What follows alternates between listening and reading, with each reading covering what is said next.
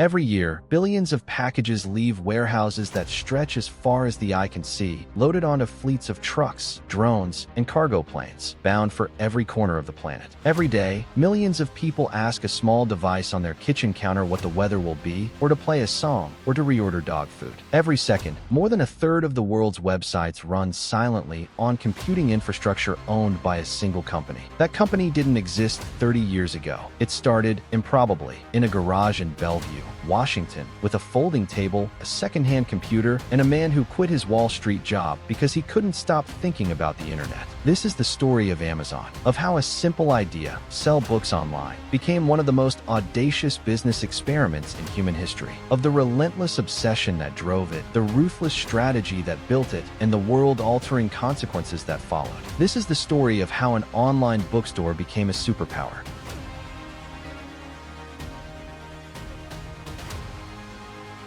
The year is 1994. The World Wide Web is barely 3 years old. Most Americans have never heard the word internet. A handful of pioneers are already beginning to suspect that this strange, janky, slow-loading network might change everything. Jeff Bezos is one of them. At 30 years old, he is the youngest senior vice president at the hedge fund D. Shaw in New York, a prodigy in quantitative finance, a Princeton graduate in electrical engineering and computer science. By any conventional measure, his career is a resounding success.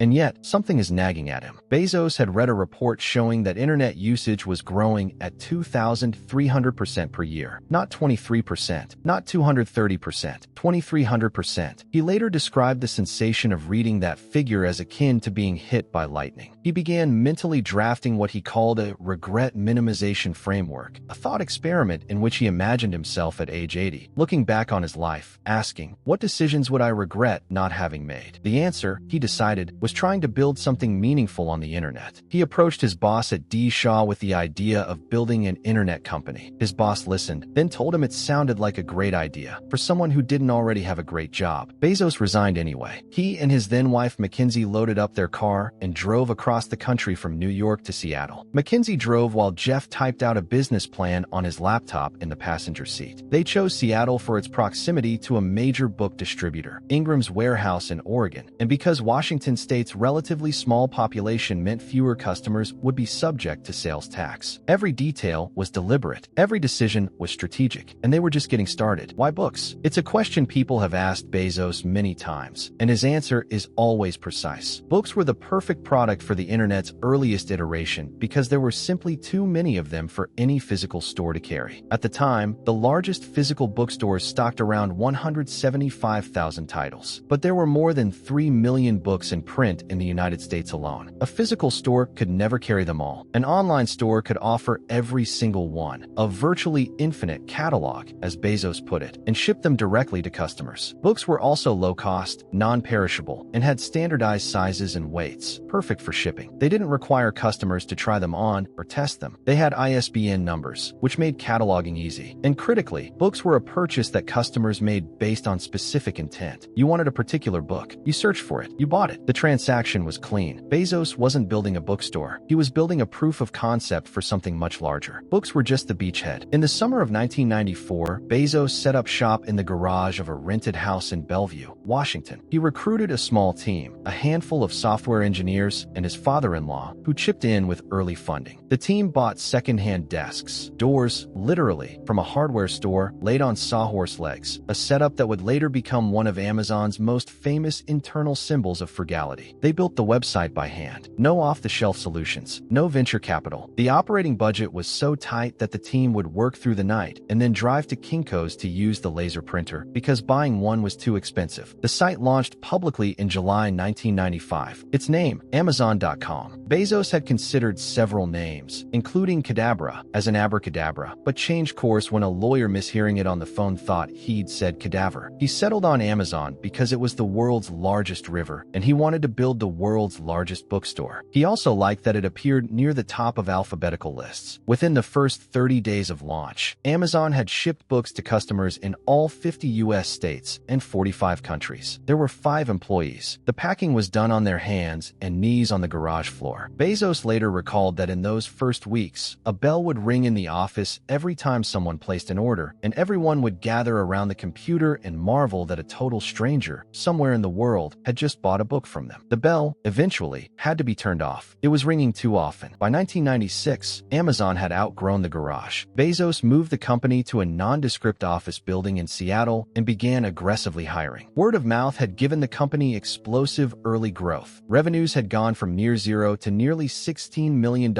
in its first full year, 1996. In May 1997, Amazon went public on the NASDAQ. The IPO raised $54 million and valued the company at $438 million. It was a staggering number for a company that had never turned a profit and had no immediate plans to. This was Bezos's central thesis, laid out explicitly in his first letter to shareholders. Amazon was not optimizing for profit. It was optimizing for long-term market leadership. Every dollar the company made would be plowed back into growth, into technology, into warehouses, into new categories, into relentlessly lowering prices. Wall Street, in the frothy optimism of the dot-com boom, loved it. Amazon stock climbed. Media called Bezos a visionary. Time magazine put him on the cover. The company that sold books from a garage was now being spoken of in the same breath as the future of commerce itself. Bezos had always described Amazon as a technology company that happened to sell things, not a retailer that happened to use technology. The distinction mattered because technology companies scale in ways retailers never could. In 1998, Amazon expanded beyond books for the first time, adding music CDs and DVDs. The move was carefully tested and methodically rolled out, but its strategic meaning was seismic. Amazon was signaling that books had always been the entry point, not the destination. That same year, Amazon launched in the United Kingdom and Germany, marking its first international expansion. In 1999, it added toys, electronics, software, and home improvement products. The company was racing to become what Bezos had always envisioned, the everything store. To support this growth, Amazon embarked on an unprecedented infrastructure build-out. It opened giant fulfillment centers across the United States, cavernous warehouses where thousands of workers picked, packed, and shipped millions of items. The investment was staggering, so were the losses. From 1997 to 2000, Amazon lost more than $2 billion. In a single quarter in 2000, it lost $545 million.